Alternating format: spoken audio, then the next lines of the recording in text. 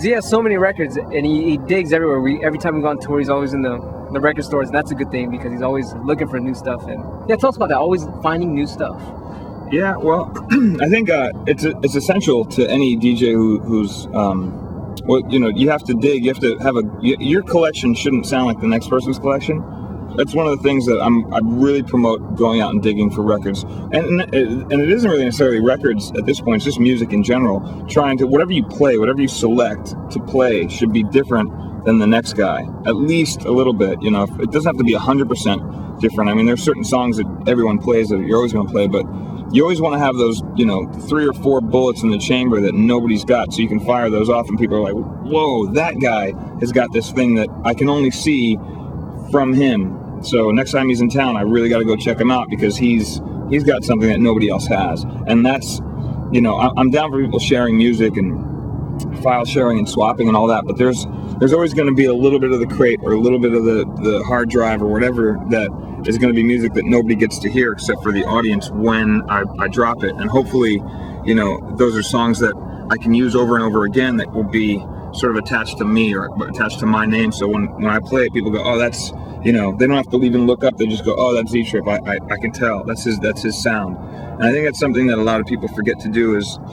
to go out and find your sound, or to go out and build your own repertoire. Because if you don't have that, then, you know, if you have this, if, you know, style will separate you from the next person, but having style in a deeper record collection will separate you even more. Mm-hmm. And you kind of want that, because, you know, to have too many people sounding the same or playing the same stuff or doing the same scratches or whatever, there's no need for that. There's so many different styles and so many different interpretations of things that it's really important to exercise that, especially when you're buying music or when you're looking for the next thing to play.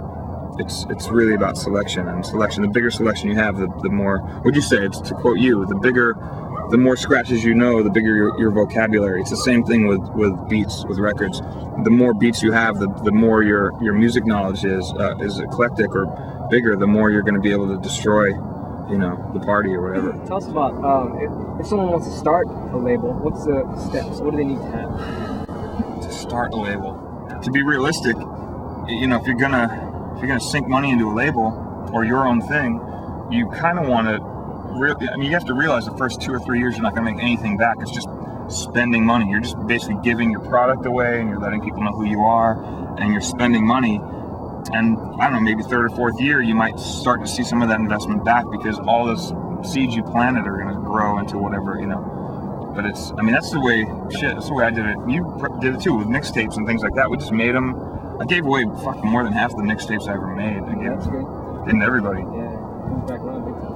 Eventually, I mean, it got me here, you know. It was great during the the VHS days, because we made like little videos and people dubbed them, and that helped a lot too. To get the tapes out. So. Everything. I mean, that you gotta, really, most of it's promotion. You gotta promote yourself, and I think to leave it up to just MySpace or leave it up to your website or just the, you know, the things that are in place, those things do work and they do help. Don't, you know, I don't want to discount them, but nothing's better than taking your product and walking up to somebody you don't know and hitting them off. I used to really I get more gassed about doing that than giving it to somebody like a promoter or whatever. Is to walk up to somebody just blindly and hand it to them. Or, you know, you see somebody who, you know, I used to drive up next to people and I'd hear them bumping some music. I'd be like, oh, they're into hip hop, or they're into what I am. And I'd be like, hey man, here, check this out. And just hand them, like cold cock somebody, just hand them with a fucking CD.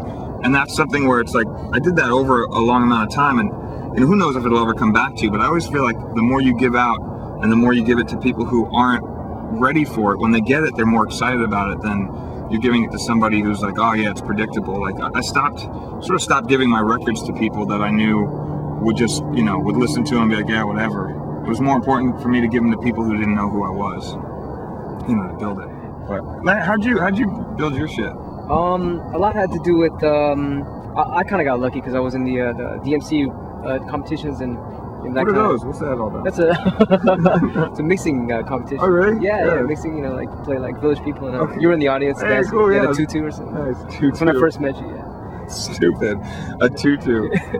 No, it was a lot of time. Like the tapes were out then, VHSs. So a lot of dubbing was happening at that time. So all my stuff was getting out there because people were dubbing. I wasn't making a penny, but it was definitely getting spread out there and stuff. And I think partially nowadays the internet's good too. You throw some stuff on the internet. And on your MySpace, you have music, right? Mm-hmm. Stuff like that. Or on your website, people can download stuff. Right. Yeah, that's really cool right there. That helps a lot.